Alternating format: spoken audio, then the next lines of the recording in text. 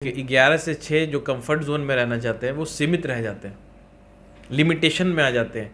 और हम लोग जो है रिस्क लेने वाले आदमी, समय की कोई पाबंदी नहीं होती है, रात में भी काम करते हैं, दिन में भी। ना रिस्क लिए कुछ नहीं हो सकता है। जो रिस्क लेता है वही बड़ा आदमी बनता है। रिस्क लेना सबसे इंपॉर्टेंट चीज़ है लाइफ में। अगर आप रिस्क नहीं लेते हैं तो कुछ नहीं होगा। कि अगर एक साल 2 साल आप देख लो, अगर होता है तो ठीक है, नहीं तो आप रिस्क लो, कुछ करो। सेल करना सबसे बड़ा, किसी चीज़ को बेचना, ये कला जिसमें आ गई तो फिर वो कहाँ से कहाँ निकल गया।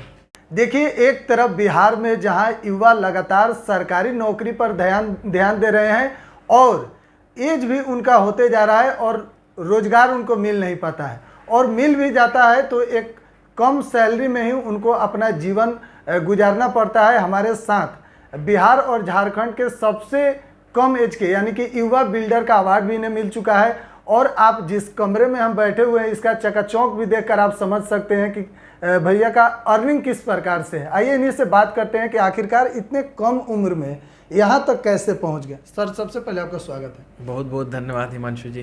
दर्शकों को आप अपना नाम सबसे पहले बताइए। मेरा नाम ज़ीशान खान हुआ, Heywood real estate private limited के मैनेजिंग डायरेक्टर हैं।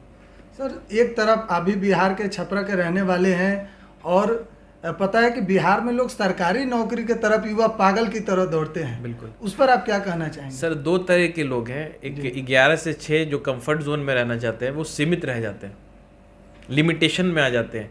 और हम लोग जो है रिस्क लेने वाले आदमी, समय की कोई पाबंदी नहीं होती है, रात में भी काम करते हैं, दिन में भी।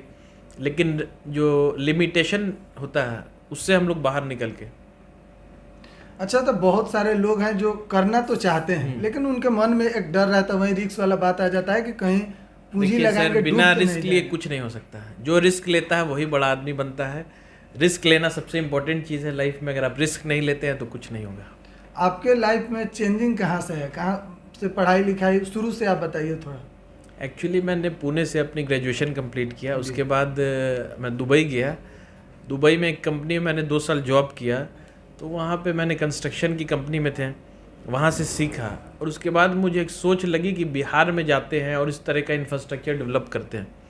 और अभी मेरा एक प्रोजेक्ट चल भी रहा है जो इस टाइप के डेवलपमेंट में है, देख सकते हैं, जो बाहर के पैटर्न पे है।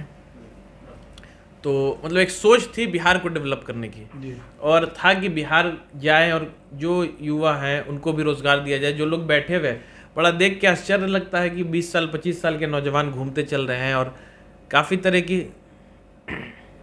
और बिहार में देखिए लगातार 40 साल के एज तक लोग सरकारी जॉब की तैयारी कर रहे हैं और बाद में हाथ उनको क्या लगता है 25 से 30 हज़ार का सैलरी। नहीं, तो मैं अपने भाइयों को बताना चाहता हूँ कि अगर एक साल 2 साल आप देख लो, अगर होता है तो ठीक है, नहीं तो आप रिस्क लो, कुछ करो।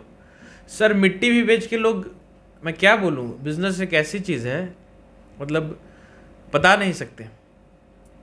सेल करना सबसे बड़ा, किसी चीज़ को बेचना, ये कला जिसमें आ गई तो फिर वो कहाँ से कहाँ निकल गया।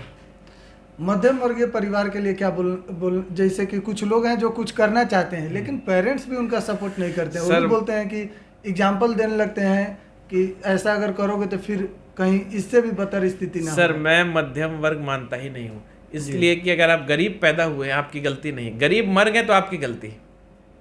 मैं भी एक प्रोफेसर का बेटा हूँ, ठीक है, तो ऐसा तो नहीं है कि मैंने कुछ घर से सपोर्ट लिया है या फिर मैं घर के बैकग्राउंड के, मतलब खुद के इस पे है। घर वालों का सपोर्ट है, दुआ है, दिल से दुआ है। शुरुआती दौर में जब काम में आया तो घर से सपोर्ट मिला? नहीं, मैंने लिया ही नहीं। एक्चुअली घर वाले परेशान थे, हमारे पिताजी थे कि MBA करो, तो मुझे उतनी रुचि नहीं थी पढ़ने में।